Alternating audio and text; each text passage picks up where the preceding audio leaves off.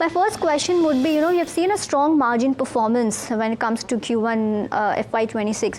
What's your outlook for maintaining or further enhancing, these margins in the coming quarters, especially considering the new O&M agreement that you have signed? Because I remember you talked about, a 2% growth when it comes to EBITDA margin. So your view on that?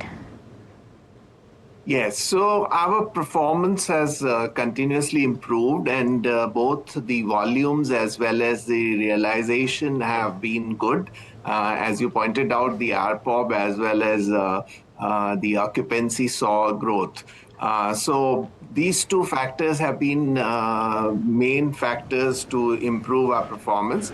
But I think this performance has been consistent for last many quarters and in line with our commentary on this.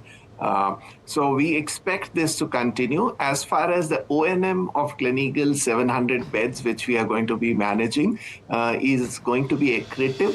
That revenue we will not be taking, but there would be an O&M fee, which would be 3% of their top line. So that would be accretive to our bottom line. Understood. So on the margin side, so the margins were at 22.6%. Now, any scope of further enhancing these margins when it comes to whole year FY26, or I would say, what is the margin outlook that you have for FY26? Yes, so we have consistently said that every year we expect 2 to 3% of increase in our EBITDA margin till we reach a level of about 25% or so. So there is a further scope of improvement which we will get, because this year we are also adding about 900 capacity bed, which includes the newly acquired hospital in Jalandhar, which is about 283 beds. And these beds, at least 50% of them will be operationalized within this year. So that will also contribute significantly to both our top line as well as bottom line. But since some of these capacities are going to be new, so we expect that gradually over the next 1 or 2 years, we should reach the figure of 25%. Understood. Dr. Raghuvanshi, when it comes to ARPOB, it grew 10.2% and the occupancy also increased to 69%. Now, what specific initiatives or the patient mix shift contributed to most of the ARPOB growth, number one? And what is the target occupancy when it comes to FY26? Because I remember you had a target of 70 to 71% of occupancy. So your outlook when it comes to occupancy and also ARPOB? Yes, so ARPOB mainly grew because of the case mix change.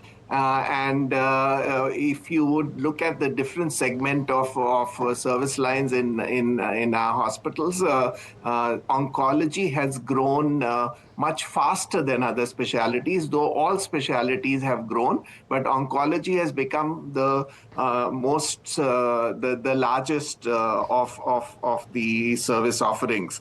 And that has typically a higher ARPOB, and that has led to a case mix change, which is favorable towards increasing the ARPOB.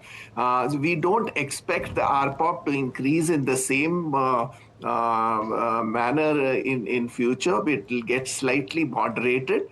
However, the occupancy numbers we are targeting, as we had said earlier, above 70%. So hopefully we should achieve that within the next 2 quarters. Sir, any reason for moderation of ARPOB growth? So because right now we are seeing a case mix change. And we have not done any significant pricing interventions, and we believe that in healthcare, pricing changes is the lever which should be used as a last resort. So we are only basing our ARPOB growth on the case mix change. So more complex cases, we are doing more robotic surgeries, we are doing more complex procedures in oncology and urology and bone marrow transplant, etc. So these cases typically have higher higher realization. So our strategy is to do more tertiary, quaternary kind of care, and that should result in a better ARPOB rather than the pricing. So that has always been our strategy, and we will maintain that.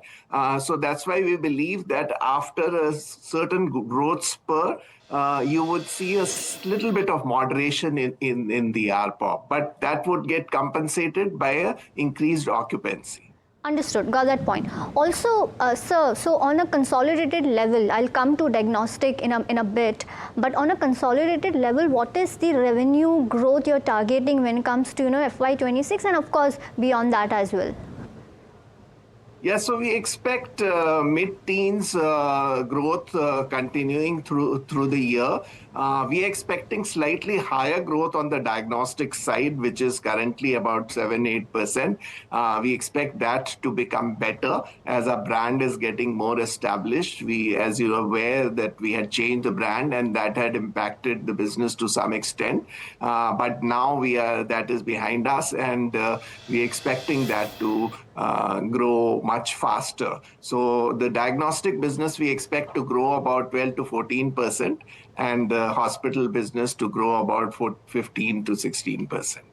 Okay, that's great, because I was actually on to ask you about the diagnostic business also, but great that you have an answer for that.